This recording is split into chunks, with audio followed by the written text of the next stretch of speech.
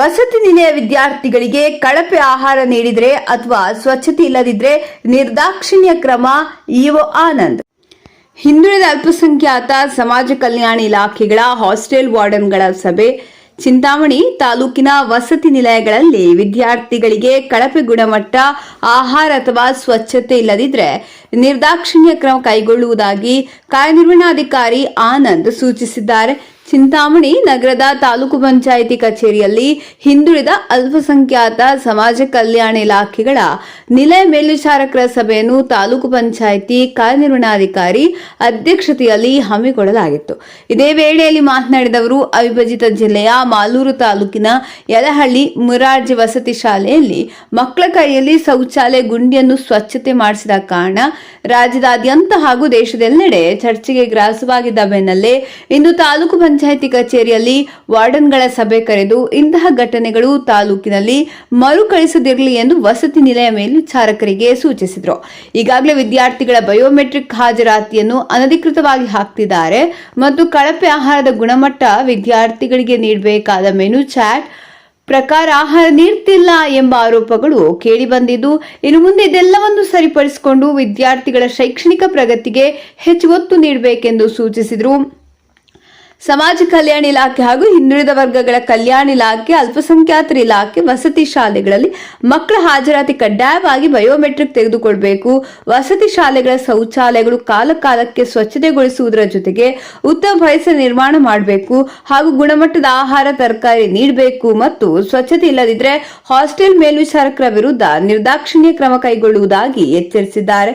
ಈ ಸಂದರ್ಭದಲ್ಲಿ ಸಮಾಜ ಕಲ್ಯಾಣಾಧಿಕಾರಿ ಶ್ರೀನಿವಾಸ್ ನಾಯ್ಕ್, ವಸತಿ ನಿಲಯಗಳ ಮೇಲ್ವಿಚಾರಕರು ಹಾಜರಿದ್ದರು.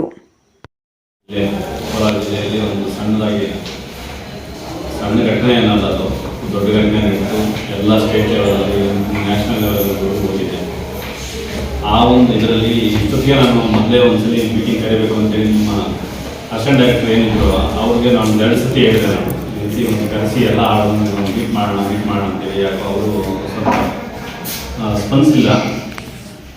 ಶ್ರೀನಿವಾಸ್ ನಾಯ್ಕ ಬಂದಮೇಲೆ ಅವ್ರಿಗೂ ಹೇಳಿದೆ, ನಾನು ರೀತಿ ಎಲ್ಲ ಮಾತಾಡಬೇಕು, ವಾರ್ಡನ್ಗಳನ್ನ ಕರೆಸ್ಬೇಕು, ಒಂದ್ಸರಿ ಮಾತಾಡೋಣ ಅಂತಂದ್ರೆ ತಾವು ಯಾವಾಗ ಹೇಳಿದ್ರೆ ಅವಾಗ ಕರೆಸ್ತೀನಿ ಅಂತಂದ್ರೆ.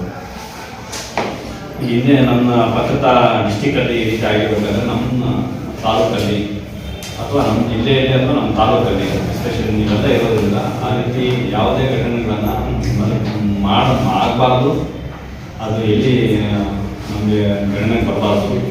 ಆ ಒಂದು ಹಿನ್ನೆಲೆಯಲ್ಲಿ ನಾನು ಮೀಟಿಂಗ್ ಕರೆದಿದ್ದೀನಿ. ಇದರಲ್ಲಿ ಕೆಲವೊಂದು ಸಮಸ್ಯೆಗಳಿದ್ದಾವೆ, ಹಾಸ್ಟೆಲಲ್ಲಿ ಅಂತಿಲ್ಲ.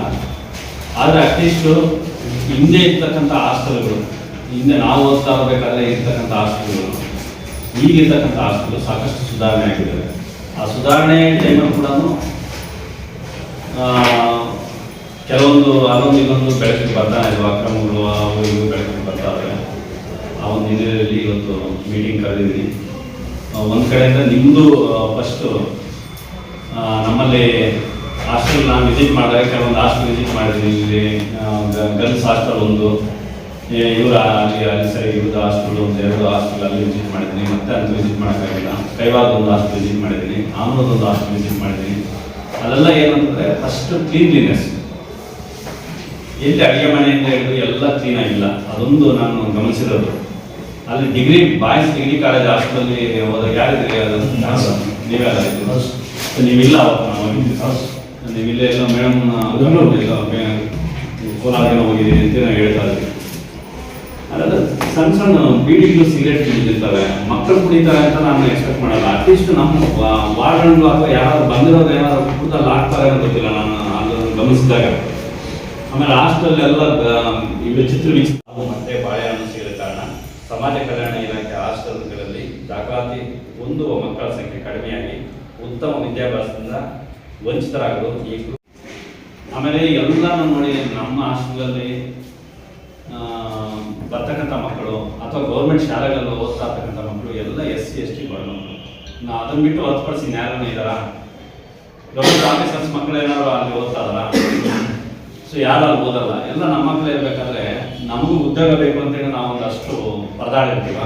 ನಮ್ಗೆ ಏನಾದ್ರು ಒಂದು ಉದ್ಯೋಗ ಕೊಟ್ಟಾಗ ಅಥವಾ ನಿಮ್ಮನ್ನು ಹೊರತುಪಡಿಸಿ ಬೇರೆ ಎಲ್ಲಾರ ನಿಮ್ಮ ಕ್ಲಾಸ್ಮೇಟ್ಸ್ ಏನಾದ್ರು ಇದ್ದಾಗ ಅವ್ರು ಏನು ಅನ್ಕೊಳ್ತಾರೆ, ನನಗೆ ಅಷ್ಟು ವಾರ್ಡನ್ ಇದ್ದಿದ್ರೆ ನಾನು ಈ ಕೆಲಸ ಮಾಡ್ತಾ ಇದ್ದೆ, ನಾನು ಹಿಂಗೆ ಕಂಟ್ರೋಲ್ ತಗೊಳ್ತಾ ಇದ್ದೆ.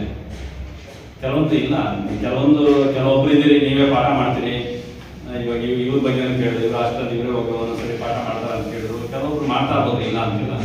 ಅದು ನಮ್ಮ ಕಡೆ ಭಾವಿಸ್ಬೇಕಲ್ಲ. ನಮ್ಮದೇ ಮನೆ ಅಂತಂದರೆ ನಾವು ಅಟ್ಲೀಸ್ಟ್ ಸ್ವಚ್ಛವಾಗಿ ಫಸ್ಟ್ ಇಟ್ಕೋಬೇಕು. ಸ್ವಚ್ಛತೆ ಫಸ್ಟ್ ಆದ್ಯತೆ.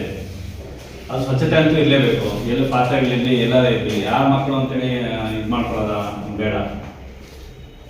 ಆಮೇಲೆ ನಾನು ಕೆಲವೊಂದು ಹಾಸ್ಟೆಲ್ಗೆ